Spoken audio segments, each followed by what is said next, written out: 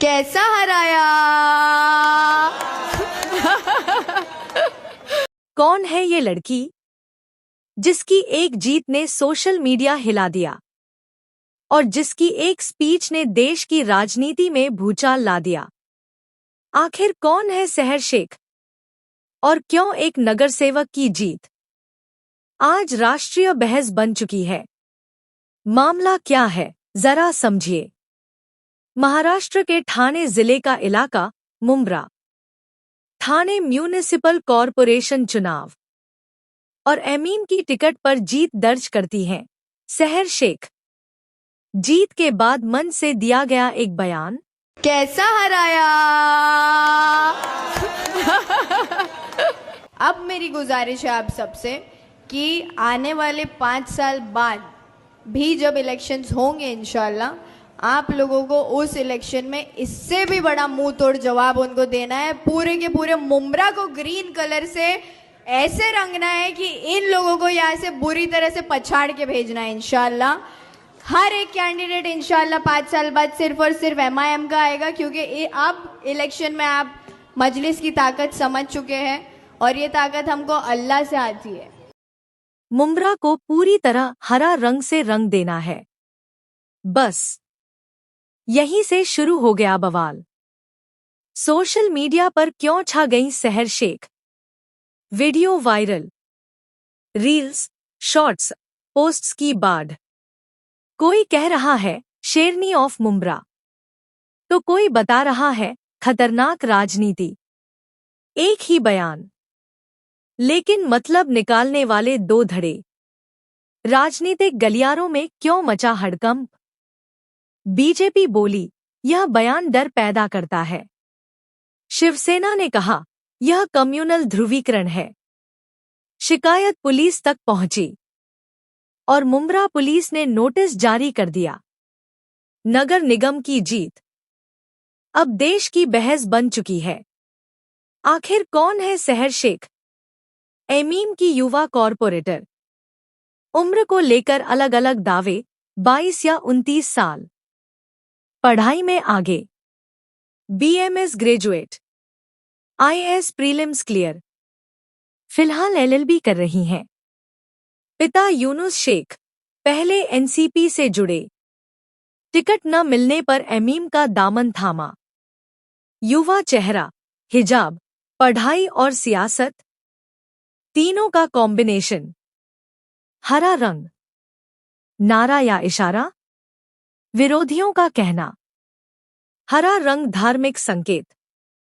सहर शेख का जवाब, हम हरा रंग इसलिए कहते हैं क्योंकि हमारी पार्टी का झंडा हरा है।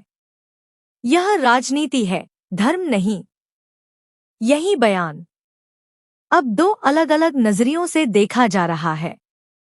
अवाम तक का सवाल, क्या एक युवा नेता की भाषा उसकी राजनीति से ज्यादा भारी पड़ गई, या फिर यह सब सिर्फ राजनीतिक डर और सियासी शोर है?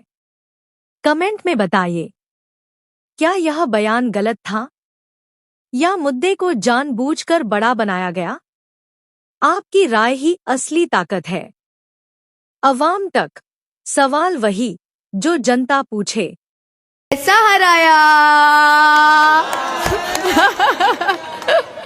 और सबसे जरूरी बात मैं आपको ये बताऊंगी कि उन लोगों के घमंड की धज्जियां उड़ाई है आपने, जिनको लगता था कि हम ताल्लुक के मोहताज हैं, बट वो लोग ये भूल गए कि हम सिर्फ और सिर्फ अल्लाह के मोहताज है, किसी के बाप के मोहताज नहीं है। और ये मुंब्रा ने अल्हम्दुलिल्लाह साबित किया है, स्पेशली 30 नंबर पैनल ने। मैं शुक्रगुजार हूँ आप सबकी, जिस तरीके से बढ़ चढ़ कर हम सब ने इस बार MIM पार्टी के सभी कैंडिडेट्स को जिता कर लाया अल्हम्दुलिल्लाह। एक बार आप लोगों के लिए जोरदार तालियां खुद के लिए बजाइए, क्योंकि आपने हक का साथ दिया और हक की आवाज में हमको हमारी ताकत बढ़ाई है, जो कि बहुत बड़ी बात है हमारे लिए। Thank you very much. क्योंकि दुश्मन ये समझ रहे थे कि हम हार जाएंगे, हम हारने वाले हैं। इलेक्शन के लास्ट रिजल्ट के दिन की काउंटिंग के वक्त पर भी उनको यही लग रहा था कि इनकी तो सीटें जाने वाली है, बट क्योंकि आवाम वहाँ प्रेजेंट नहीं होती, आप लोगों को पता नहीं होता काउंटिंग का मंजर कैसा होता है। मैं आप लोगों से ये शेयर करना चाहती हूँ, जब हम अंदर जाते हैं स्टेडियम में तो एक बाउंड्री मारी हुई होती है जाली की, और खास करके लेडीज़ के लिए बता रही हूँ, आप लोगों को भी पता नहीं होती ये बात। जब हम अंदर जाते हैं वो जाली को लग के, जाली के अंदर इलेक्शन कमीशन ऑफ इंडिया बैठता है सामने, और जाली के एंड के बाहर और चारों तरफ हमारे लोग टेबल पे बैठे होते हैं जो काउंटिंग कर रहे हैं, या उनकी पार्टी के, हमारी पार्टी के, सबकी पार्टियों के लोग होते हैं।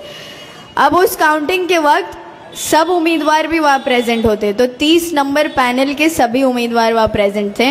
काउंटिंग हो रही थी, डब्बे खुल रहे थे और सबके वोट्स बाहर आ रहे थे, किसने कितना लिया, किसको कितना गया।